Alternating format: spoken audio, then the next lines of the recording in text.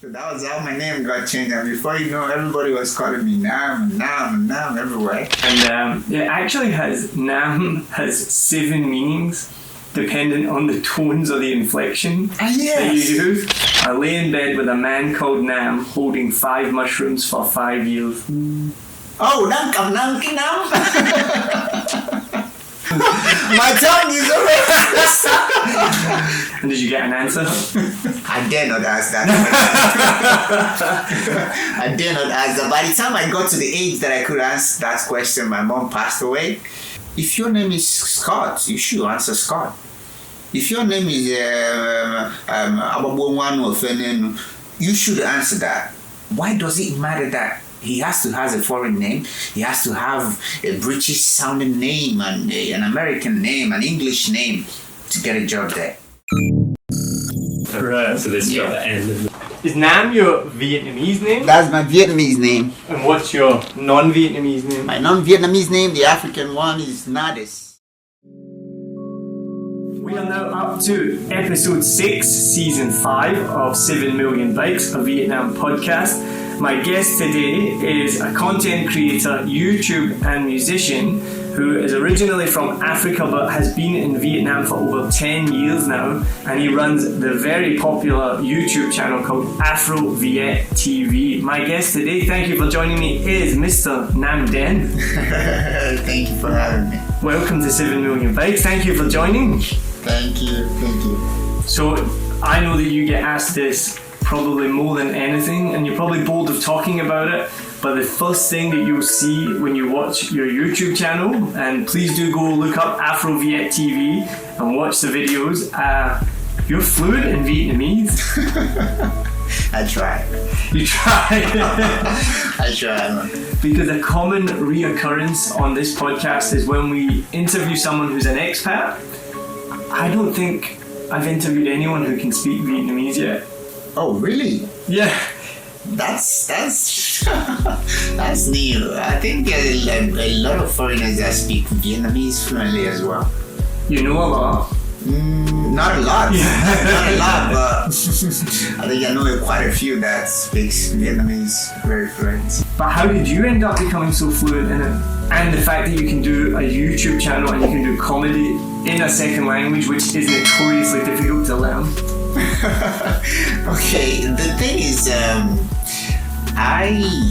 at first, I never wanted anything to do with Vietnamese language because I got discouraged by a lot of people who were here before me. Like, this is so hard to learn, so don't even think about it.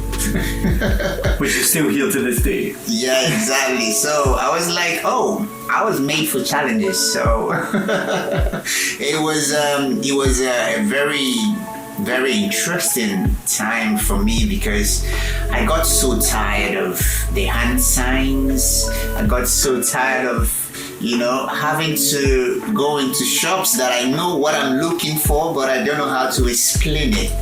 So I was literally forced myself to learn the language. So how is someone in another language going to know that these hand signs that you're making mean, can I have a bowl, please? The thing is, you have to be very descriptive with your hands. You have to know the measurement of what you're looking for. Maybe you want to go and get like a soap, so you walk into the store and they don't know what you're looking for. You have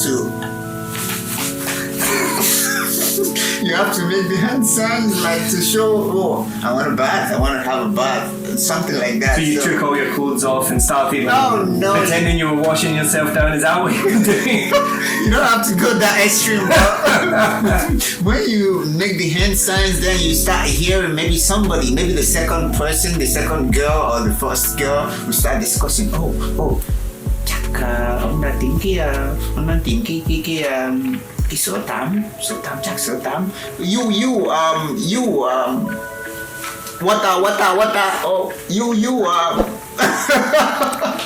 So that's how it usually works, and by the time we spend like a few minutes, we figured it out. Just to go back, When you were saying about you were getting these interactions with the locals of touching you and saying things and you couldn't understand them, once you could understand them, what were they saying? Okay, now there are two types of people. There are ones who like, oh wow, man, I'm not used to seeing black people. Oh, but I'm seeing black people in flesh. Is this natural? Can I rub this off? Can this color go off? That's innocently curious. And then there are the second people who might have had some negative interaction with some black dudes in the past who don't just like you for being who you are or being from Africa or being black. There are those two. But the latter part of it, the latter group, are not really that much. There are very few of them. But the fun part is the other part that just want to interact with you and understand who you are and what is this how your color is naturally, or you slowly got darker. I mean, to be touched or to be seen or to be, how do I put it lightly, to have this stigma. When they are walking on the streets, you look at them in a funny way, you laugh at them, or you mock them. A lot of people still find it very upsetting. And so many times, maybe when you walk into a shop, they are waving their hands like this. It's not because you're black or you're white. It's because they actually don't know what to say to you. They don't know what to say. Nobody speaks English there. So the best thing for them to do is to wave you off so you can go away and look for another place to buy. And I've had that before, walking into a shop and they just shake their hands and you're like, so rude, why are they doing this? But then over time, as you've lived here long enough, you realise it's just them saying we don't speak English, or we've run out of stock, or we're closed, or something. It's just misunderstanding. They just don't know what to say to you. So they just let you go. Please, go. I don't have the strength to speak English. That's how I say it. I would imagine, what's the difference in the reaction when you meet people versus living in Saigon or being in Saigon, which is obviously a big cosmopolitan, in quotation marks, city, versus going out to the countryside? The reaction differs. So the response you might get in Kanto is different from the response you get in maybe like Hanoi. I traveled to Mintai. There you have a lot of tribes that have darker skin. Oh my gosh, they saw me like a lost brother. And coupled the fact that I speak Vietnamese, oh my gosh, you're welcome. This is your home, this is your place. It made me feel so at home.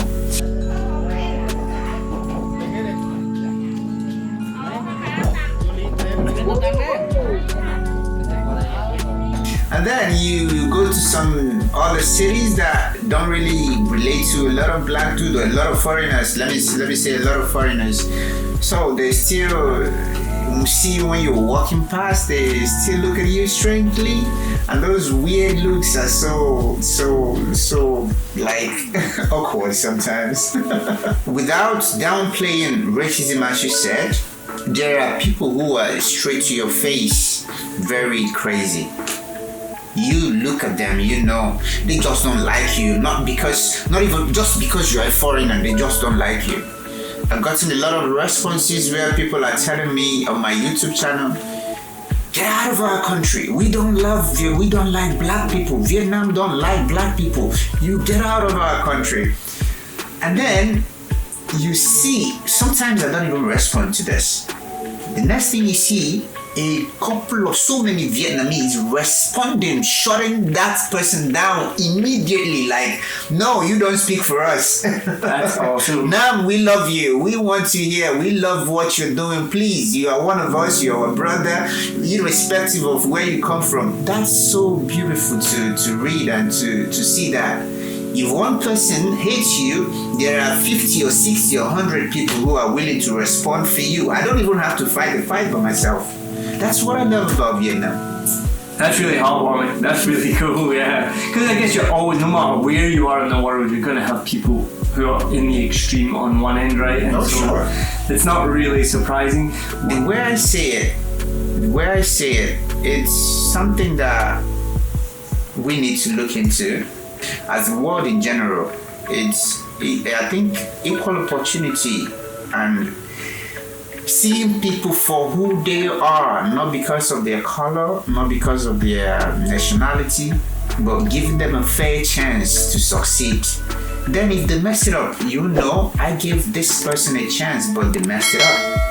So first of all, see beyond the color first. If this guy is qualified or if this lady is qualified to teach in this school and they have the certificate to do that, give them a chance. Give them like 2 months, 3 months probation.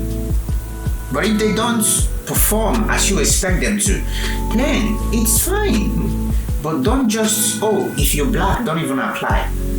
Which can happen, right? No, it happens a lot. Yeah. It happens. If you're black, don't apply.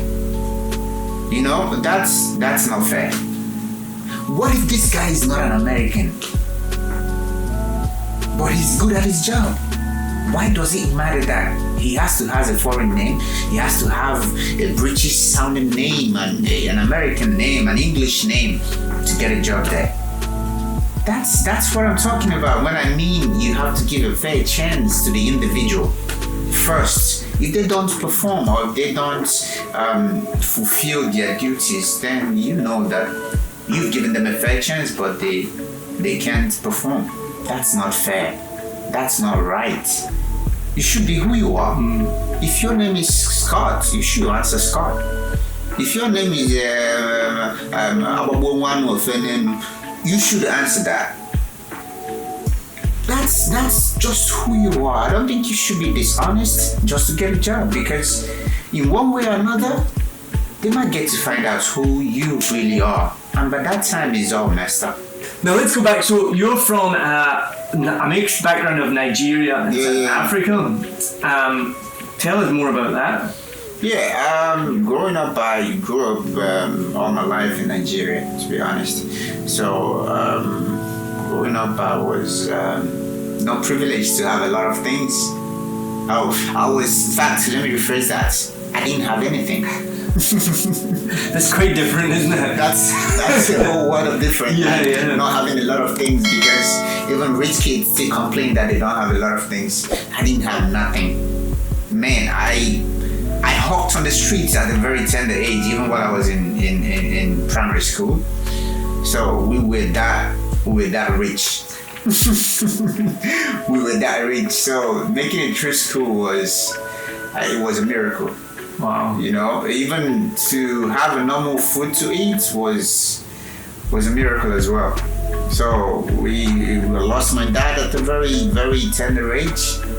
I didn't even know who he was. In fact, as far as I know, I only saw him in pictures, because I was very little when he died. So I have other brothers. In fact, we were seven all boys, and I was the second to the last one. So all the brothers, they are like tigers. You can imagine what it is like to live in a house full of boys. Everybody is eating everybody. Like, there's no girl to say, "Oh, you guys stop." No, there's nothing like that. If you want to kill yourself, go ahead. And so, I imagine that if you're saying you didn't have much food and you were the second to youngest, you really didn't have much food. Oh no, that's for sure. But it was good. It was a good experience going through that background and understanding how to survive when you are at your lowest. So being left with 7 kids at a very tender age, you have to fight, you have to bite, you have to scratch whatever you can get to keep raising your kids. But I still question, why have 7? And did you get an answer? I dare not ask that. I dare not ask that. By the time I got to the age that I could ask that question, my mom passed away. I know a lot of Africans commit crime here. Drug pushers, scammers, all sorts of crime. It's not just in Vietnam, everywhere in the world. Yeah, we are very infamously known for that. But that's not me. So that's why I go back again to what I said before. Don't use the same broomstick to measure all of us. We are not the same. We are individuals. In Nigeria alone, you have over 200 million people. All of them are having 200 million characters. So I wouldn't want to generalize one behavior of a very few minority to the whole of the population. For myself, my biggest critic is myself, and I would never ever involve myself in something that would tarnish the image of my father, the image of my family, just because I want to get rich. I'd rather walk my way up. If you don't give me the job, thanks. But I'd rather go on the streets picking up robbers and selling vessels. Well, as your channel has become bigger, have you had to turn down any work or any sponsors because of that? Yes. Conscious? Yes. A few of them. You don't need to name names. But no, I'm not naming them, but I'm just going to describe. I've had some companies that they came to me for advertisement or to work with them, but once I checked the integrity of the company and what they stand for, I declined. Even though I spent thousands and tens of thousands of dollars buying equipment for my YouTube channel, I've not even made 10% of the money I invested on my channel over 2 years I've been doing YouTube videos. But still, I respect myself well enough to know that if I get involved in this kind of promotion and people get to find out that it's not true, it's not just the company have benefited from my promotion, but my image is dented for life.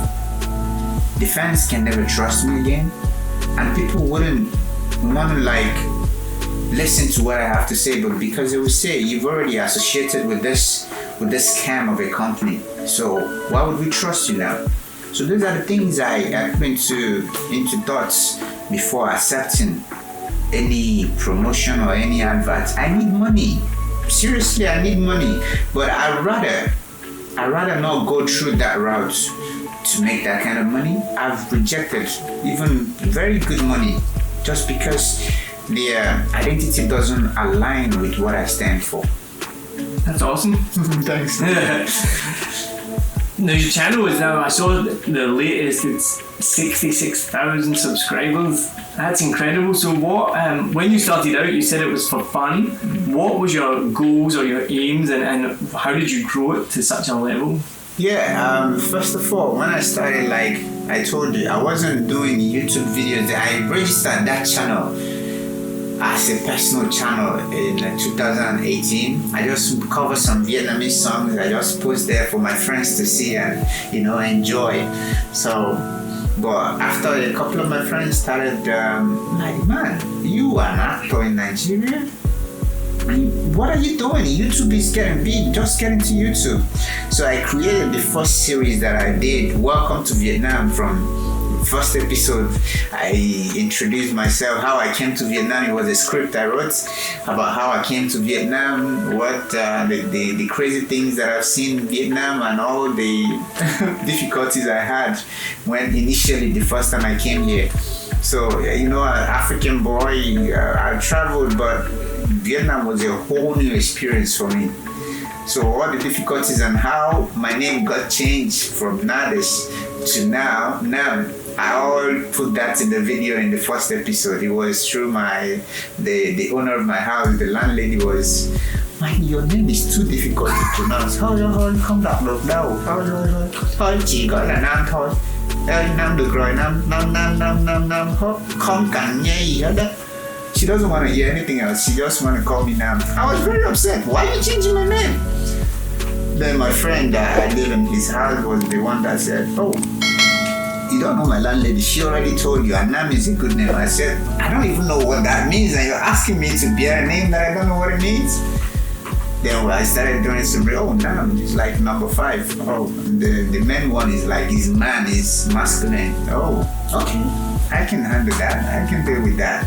So that was how my name got changed. And before you know, everybody was calling me Nam everywhere. So I got stuck with that name. Well, it actually is a joke that I used to do on stage, and I would get my friend to come up and help me lay. And it actually Nam has 7 meanings dependent on the tones or the inflection that you use. So we're going to try this. This is a joke I used to do on stage, and I would either get my friend to come up, or even just sometimes I would have a random Vietnamese person come up. So I'm going to tell you the sentence in English, and then you're going to translate it into Vietnamese. Right. I haven't done this on stage for quite a while. Oh, wow. So, I lay with a man called Nam, holding 5 mushrooms for 5 years. I'll say it again. I lay with a man called Nam, holding 5 mushrooms for 5 years. Tôi ngủ với một người đàn ông tên là Nam, ăn cầm 5 cái nám. I mean, I don't speak Vietnamese, but I think there's more than that. So you got lay, like lie down, lay is Nam, right? Nam, yeah, Nam. I lay in bed with a man. The accent is Yahweh. So you got I lay in bed with a man. Oh, I changed it to ngủ, like sleep. Oh, it should be Nam. I lay Nam, yeah. So I lay in bed with a man, which is Nam, called Nam, which is a name. Holding, which is Nam. 5. No, Kam. The way my holding is Kam. I think there's another pronunciation from Nam. Yeah, holding. Holding 5, Nam. Years, Nam. Mushrooms. Oh, Nam. I missed the year part. Yeah. Holding 5 mushrooms. You got like 5 Nams in that. So let's do it again. I lay in bed with a man called Nam, holding 5 mushrooms for 5 years. Tôi Nam với một người đàn ông tên là Nam, đang cầm đang cầm 5 cái nắm. Holding 5 mushrooms and what? Holding 5 mushrooms for 5 years. Oh no, đang cầm cái nắm trong 5 năm. I don't know how I got it. Hey, one more time, full sentence. My tongue is already. It's not full. This is why I don't speak Vietnamese. So I was sitting with my colleague in the office. She's Vietnamese. Her English is perfect. My Vietnamese is non-existent. Vietnamese is fine. It's difficult too. And we sat on the whiteboard and we wrote down all the different meanings of Nam if you change the inflections. Oh, and I think it's 7. So we'll do it one more time. I lay in bed with a man called Nam, holding 5 mushrooms for 5 years. Tôi đang nằm trên giường với một người đàn ông gọi Nam, anh cầm 5 cái nạm trong 5 năm. This is why I can't speak Vietnamese. 3-letter words, N-A-M, and it can have 7 different meanings based on the inflection. Correct, I never heard about that. You can make a sentence. The sentence is obviously nonsensical, but it's still That's exactly how to put it into phrases. The 7 different meanings of NAM. That's weird. Here you go. So I'm very impressed that you can speak Vietnamese, because that's why I can't speak Vietnamese. For someone who is fluent in Vietnamese, what is your most useful Vietnamese phrase? If you watch my channel, this answer is straightforward. Everybody that watches my channel, you know I love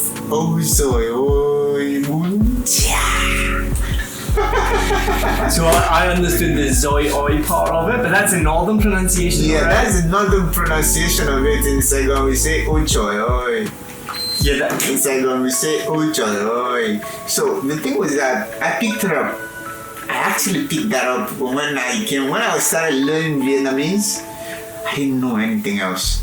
But I always hear the ladies, especially the ladies, everything is oi choi oi. Everything you just say oi choi oi. Then I went to the north. Then one time I went to eat bún chả. That was when I started making videos. I went to eat bún chả at the restaurant that Obama ate when he came to Vietnam. So I went in there. I was like telling them, this is This is, I am Obama's younger brother. Did he believe you? The guy, he was a big confusion. The video is on my channel, you can watch it. So some of the workers were like, we were not here when Obama came here, but the pictures were all over the place. But the guy is whiter than you, how come? I was like, yeah, he looks like our mom, I look like our dad. And they said, you speak Vietnamese, Obama don't speak Vietnamese. I said, oh, you guys don't know him. The guy pretends a lot. He pretends a lot. He's my brother, I know him. He doesn't want to speak any Vietnamese, so you guys don't bother him a lot. Just don't worry, he speaks more Vietnamese than I do. So are there still people walking about right now thinking Obama speaks Vietnamese? That's my favorite one. Never goes out of my mind. Even till this day. Even most of my videos you watch, you still see when I Uzo. And for anyone who doesn't know, what does Choi Oi mean? What are you saying? Choi is like, oh my god, oh man. Yeah. It's a good one. Yeah. When I talked to a previous guest on the show, Tam Le, and we talked about how Vietnamese people who left about 40 years ago still have a real apprehension to come back because of the history of Vietnam, and that can be a thing where they don't realise that it's different now, because for them it's always the way it is when they left. Had that come into her consideration? Okay, now the thing is this. When I started my channel, when I came to Vietnam, and when I decided to stay here, to work here and to live here, one of my cousins in the States called me. Said, where are you? I said, I'm in Vietnam, of course. In Vietnam? What are you doing there? Are you a soldier? Because people, once you say you're in Vietnam, the picture that appears to people is war. The thing, Vietnam is so messed up. Vietnam is in such a crisis that no right-thinking human being should live there. So that's even one of the motivations for me to start my YouTube channel, to showcase Vietnam, the whole of Vietnam, the beautiful places, the dirty places, the ugly places, the lowest places, the nicest places, so people can know that if I, a black dude from Africa, can excel in this country, to live freely, to enjoy this country, and with my other foreigners that are coming here, living here, I'm telling you, over the last 5 years, I've had so much people relocate to Vietnam than in previous years. Many foreigners, many Vietnamese that previously were reluctant to even visit, now they are packing their things and moving to Vietnam. Take COVID situation, for instance. Where would you rather be in this whole world right now? The only place would be New Zealand. Oh, aside New Zealand. But even New Zealand or Vietnam. Even New Zealand had more cases than Vietnam. So you see, sometimes the things that we hear, that's why I always go back to the same thing I said earlier.